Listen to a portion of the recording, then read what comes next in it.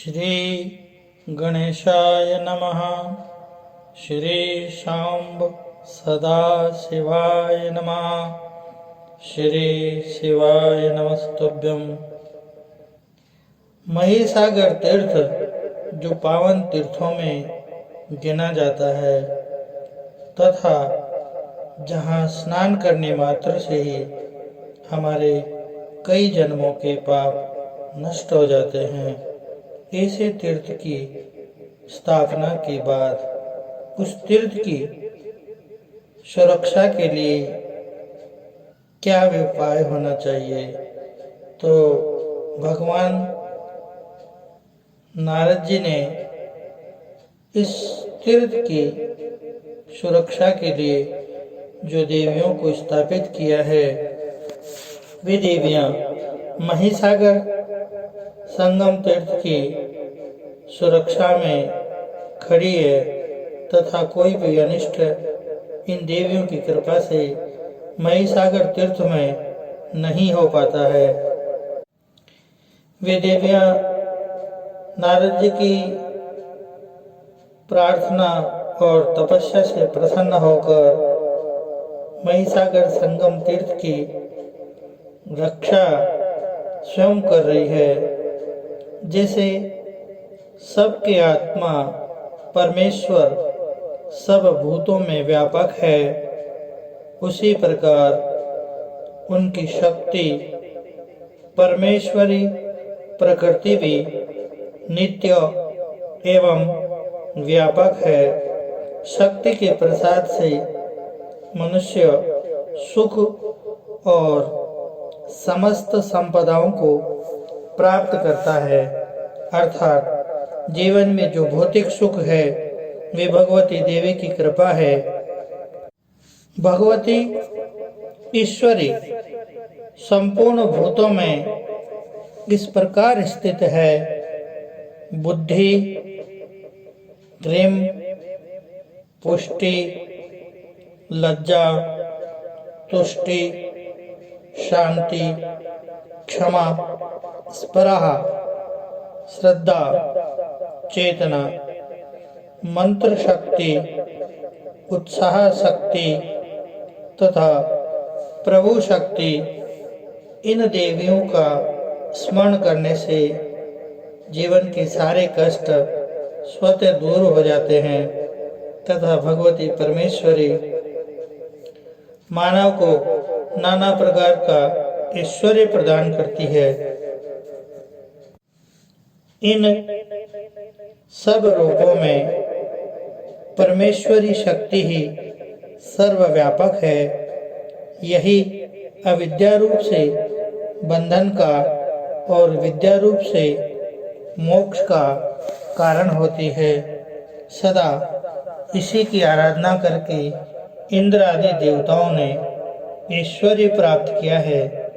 भगवती शक्ति ही परा प्रकृति है, वही अनेक भेदों भिन्न भिन्न अनेक रूपों में स्थित है। इसलिए जिन महादेवियों को जहाँ स्थापित किया है वह सुनो।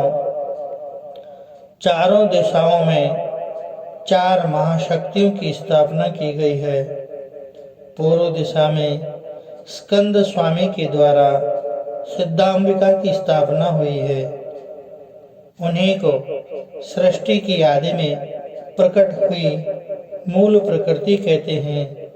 सिद्धों ने उनकी आराधना की है, इसलिए उनका नाम सिद्धांबिका है। दक्षिण दिशा में तारा देवी विराजमान है। उनकी स्थापना ये वही तारा देवी है जिन्होंने देवताओं को उतारने के लिए भगवान कश्यप का आश्रय लिया है। उन्हीं के आवेश से युक्त होने के कारण जगतगुरु भगवान कूर्म ने देवताओं का उद्धार किया। ये गिरिराज नंदिनी तारा बड़े आराधना के बाद यहाँ लाई गई है। ये करोड़ों देवियों से घिरी हुई बड़ी उग्र देवी है। आदर का भाव होने के कारण प्रार्थना के द्वारा दक्षिण दिशा में आकर रहती है। इसी प्रकार पश्चिम दिशा में शुभ स्वरूपा भास्वरा देवी स्थित है, जिनसे व्याप्त होकर सूर्य आदि मंडल प्रकाशित होते हैं, जिनकी शक्ति से संपूर्ण नक्षत्र मंडल सब ओर आते जाते हैं। वे भास्वरा देवी ही हैं। वे बड़ी प्रबल शक्ति है। नारद जी कहते हैं कि मैंने आराधना करके ब्रह्मांड कटाह से उन्हें यहाँ लाया हूँ। वे कोटि देवियों से आवृत होकर यहाँ रहती है और सदा पश्चिम दिशा की रक्षा करती है। उत्तर दिशा में योग नंदिनी देवी का निवास है, जो पूर्व काल में भगवती परा प्रकृति के शरीर से प्रकट हुई है तथा जिनकी निर्मल दृष्टि से देखे जाने पर चारों सनकादिकों ने योग प्राप्त कर लिया। इसलिए सनकादि महात्माओं ने उन्हें योगेश्वरी कहा है। उन्हें भी मैं आराधना करके अंड कथा से ही लाया हूँ। वे योगिनियों से घिरी हुई यहाँ उत्तर दिशा में निवास करती है। इस प्रकार ये चार महाशक्तियाँ इस तीर्थ में सदा स्थित रहती है। तदंतर 9 दुर्गाओं को भी यहाँ लेकर आया गया। उनका परिचय सुनो। त्रिपुरा नाम से प्रसिद्ध एक उच्च कोटि की देवी है, जिनसे आविष्ट होकर जगदीश्वर भगवान शिव ने त्रिपुरासुर को भस्म किया था। इसलिए भगवान हर ने त्रिपुरा कहकर स्वयं देवी का दुर्गा स्तवन किया। अतः वे संपूर्ण जगत के लिए पूजनीय हैं। मैं उनकी आराधना करके उन्हें अमरेश पर्वत से यहाँ लाया हूँ। भक्तों की मनोवांछित कामनाएं पूर्ण करने वाली वे त्रिपुरा देवी भट्टादित्य के समीप विराजमान है। इनकी सिवा दूसरी कोलंबा नाम की देवी है, जो सनातन महाशक्ति है। उन्हीं के आवेश से युक्त होकर वराह रूपधारी भगवान विष्णु ने इस पृथ्वी को जल से ऊपर उठाया था। इसलिए भगवान विष्णु ने कोलंबा नाम से उनकी स्तुति की और पूजा की है। नारद जी कहते हैं कि मैंने शक्ति योग से कोलंबा देवी को प्रसन्न किया है। वे वराहगिरी पर निवास करती हैं। वहीं से मैं उनको यहाँ लाया हूँ। तीसरी दुर्गा भी इस पूर्व दिशा में ही स्थित है। उनका नाम कपालेशा है। मैंने और कार्तिकेय जी ने उनकी स्थापना की है। उनके प्रभाव का वर्णन इस प्रकार है। हे नरश्रेष्ठ, धन्य हैं जो कपालेश्वर की पूजा करके उन कपालेशा देवी का नित्य दर्शन करते हैं।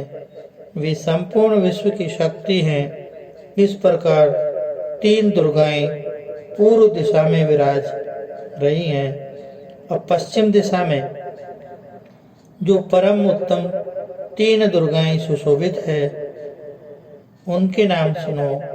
पश्चिम में जो स्वर्णाक्षी देवी है, वे समस्त ब्रह्मांड का भलीभांति पालन करने वाले हैं। मैंने बड़ी आराधना करके इस तीर्थ में उन्हें विराजमान किया है। जो उन्हें प्रणाम तथा भक्तिपूर्वक उनका पूजन करते हैं, वे 33 करोड़ देवियों के समादर के पात्र होते हैं। पश्चिम में दूसरी महादुर्गा चर्चिता भी निवास करती है। उन्हें बड़ी भक्ति के साथ प्रार्थना करके रसातल से यहाँ बुलाया है। उसी दिशा में त्रैलोक की विजया नाम से प्रसिद्ध तीसरी महादुर्गा का भी निवास है, जिनकी आराधना करके रोहिणी वल्लभ चंद्रमा ने त्रिभुवन में विजय प्राप्त की थी, उनको मैं सोमलोक से लाया हूँ। वे पूजित होने पर सदा विजय देने वाली है। अब उत्तर दिशा में निवास करने वाली देवियों का परिचय सुनो। उत्तर में भी एकवीरा आदि 3 देवियां स्थित है। एकवीरा देवी पूजन तथा आराधन करने पर मनुष्यों को उनकी समस्त अभिष्ट वस्तुएं प्रदान करती है। उन्हें मैं बड़ी आराधना के बाद ब्रह्मलोक से लाया हूँ। उनका नाम कीर्तन भी दुष्टों का विनाश करने वाला है।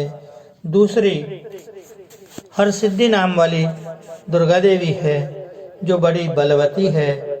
उन्हें मैं शाकोत्तर नामक स्थान से आराधना कर लाया हूँ। जो लोग हर सिद्धि की उपासना में तत्पर रहने वाले हैं, उनके पास डाकनी आदि नहीं जाती। तीसरी दुर्गा चंडिका देवी ईशान कोण में स्थित है। वे ही नवी दुर्गा है। उन्होंने पार्वती के शरीर से निकलकर रोषपूर्वक चंडमुंड नामक महान असुरों का संहार किया था, जो थोड़ी या बहुत सामग्री के द्वारा कात्यायनी देवी का पूजन करते हैं। उन्हें करोड़ों देवियों से घिरी हुई वे दुर्गा देवी ऐश्वर्य प्रदान करती हैं। जो मनुष्य देवी को प्रणाम करता है, वह सब प्रकार के अरिष्टों से छुटकारा पा जाता है। अतः नित्य प्रतिदिन हमें इन देवियों का स्मरण करते हुए भक्ति भाव से इनका मानसिक पूजन करते रहने से मनुष्य नाना प्रकार के भोग और ऐश्वर्य को भोग कर मुक्ति प्राप्त करता है।